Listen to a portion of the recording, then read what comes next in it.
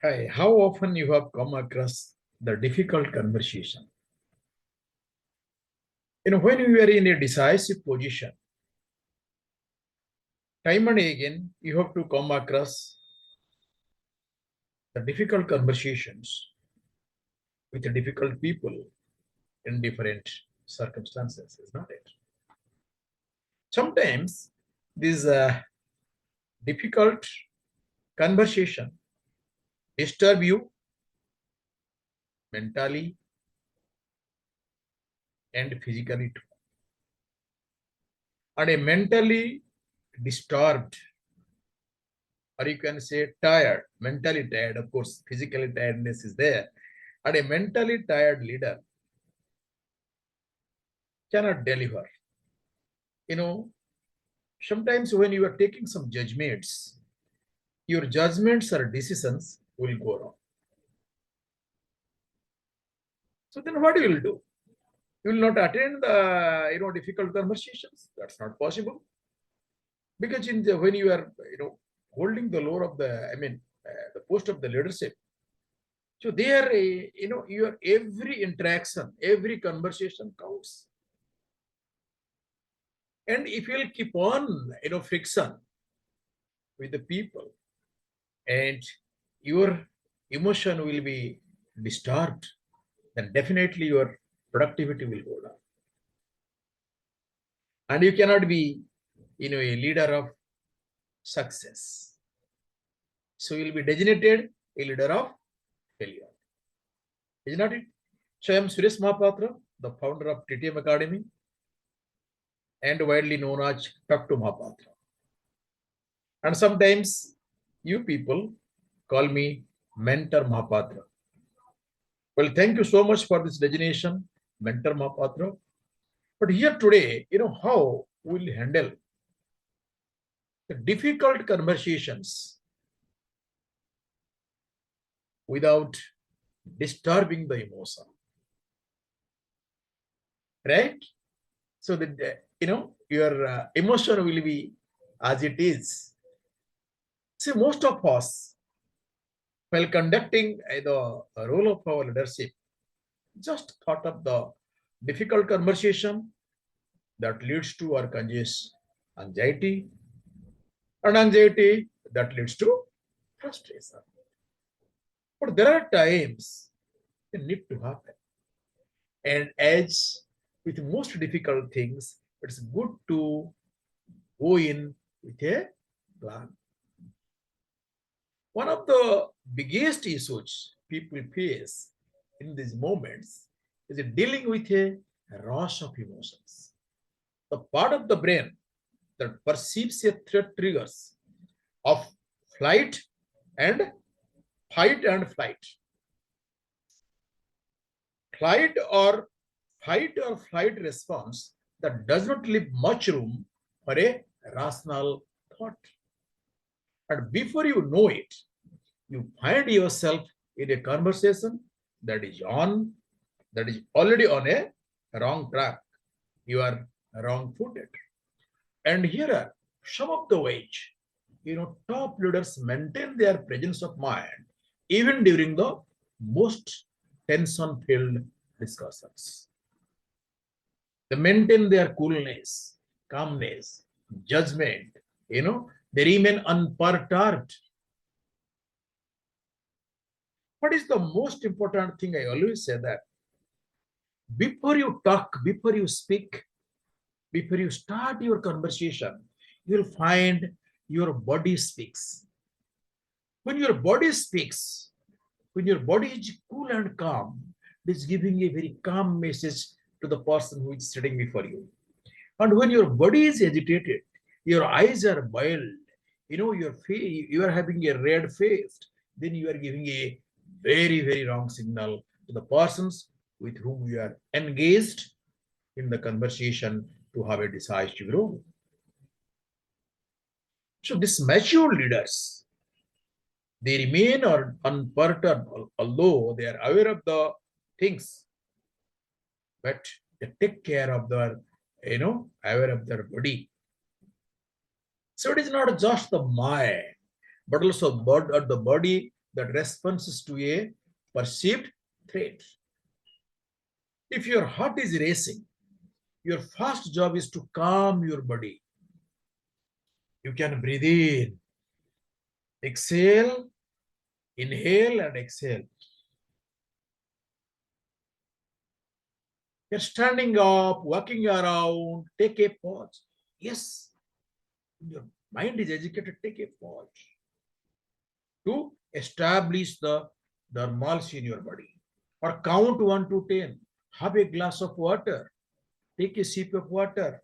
Don't keep on, giving wrong messages with your agitated body language. So standing up and walking around helps to activate the thinking part of your brain. And learn to anchor yourself. That is a most important thing. How are you anchoring?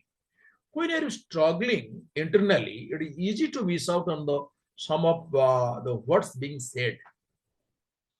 And in a difficult conversation or a difficult conversational situation, you don't want to miss a word because you're one missing of one word or prefix or suffix of one word will change the entire meaning of your conversation. So place your feet firmly on the ground and notice how the floor feels on the bottom of your shoe. And this simply technique can help you stay laterally grounded and keep your focus. Your legs should not tremble. And there should not be a quivering in your body, and your mind should not be agitated. Label your emotion. You see, man is a human being, no doubt on that. We are all emotional people. And when it feels like a swirl of emotion is coming at you quickly, distance yourself by labeling what are you feeling. Labeling allows you to see your thoughts and feelings for what they are and put space between yourself and your emotions. And don't allow, when you are in a difficult conversation, please don't allow transference to occur. If you are dealing with someone with a volatile personality, it is important not to let let their emotional dysfunction, transfer onto you. What happens, when we are in a difficult conversation, the persons whom we are engaged, if he agitated, we are agitated too. So if they are angry, be a witness of their anger. Don't take it on. Of course, this thing, to manage this is a very difficult thing. But somehow those who are mature leaders, good leaders, seasoned leaders, they don't react to the anger of the person they are engaged in conversation. They respond. They pause for a second. Then they respond after some time. And they respond in such a manner, the man will not further be agitated. That is how they respond. And you see, in a difficult conversation, it is matter, how you pay heed to or how you listen to that person. Yes, as a seasoned leader, you must understand, you must listen to understand the person. And a leader listens to learn something new. He always understands in between the line. The single most important way to foster that kind of listening to shift your internal response from I understand to help me understand. So when you are posing help him to understand, he will talk more. And everything else will follow from that. Please help me to understand your problem.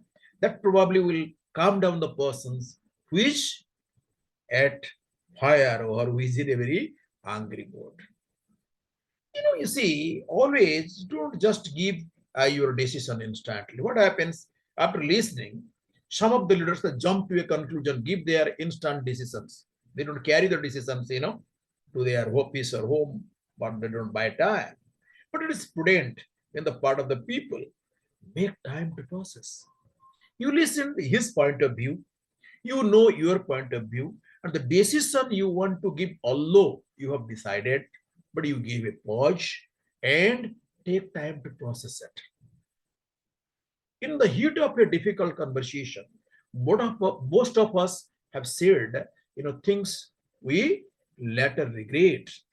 Let the persons who is venting have their say. Don't react with blame or excuses or rejoinders. Instead, slow down the process of responding to the persons. It is important that I understand what you just said. So I am going to take time to digest it all, and I'll get back to you soon. So I'll get back you soon is a message, you are giving a temporary relief from that person's, giving a space to come with justice, come with a proper decision or appropriate decisions. So you are giving yourself if time to process your emotions will help make your feelings less intense. That people do, seasoned leaders, they don't give some instant decisions, so that there's some processing, they buy some processing time, and by that time, if the decision is so important, they can discuss with their peers, they discuss with their mentors, even they discuss with their colleagues, so that the decision should not go wrong after pronouncing. See, this difficult conversation, you remember that it will not disturb your emotion when you lead the discussion from your body, from your mind, and from your spirit. Body should be positive, mind should be calm, and your spirit should be to know more, to understand. Okay, let me repeat it. Your body should be calm. It should not give you, your posture of the body should not give you a negative message with whom we are engaged in conversation. Your mind should be calm, although this person is, teasing you, or he is talking in a very angry mood. And spirit, and you should be spirited to resolve it. Okay, so lead from your body, mind, and spirit, and human interactions are complex. You see, you cannot expect the reply as you are giving from others, but by simply taking a responsibility for our own behavior, we can gain in at least some influence over the. So my dear friends, in any job you are conducting, problem will come today, or some other day. You may come across difficult situations, or you are coming across a difficult conversations time and then. But if following points, if you can take off when you are engaged in difficult conversation, not only you will bail out you, your company, save a good amount of time, money, and save the person. If he's an employee, you can save the person also. So thank you very much listening to this video, and this is available in my YouTube channel. And if you feel, you may forward it to the group, you may post in the other group where the people will be benefited. Spread it to among the people. We want that our leadership, our leaders, our people, our executives, they should not be emotionally disturbed or disheartened when they are engaged in difficult conversations. Thank you. Bye-bye.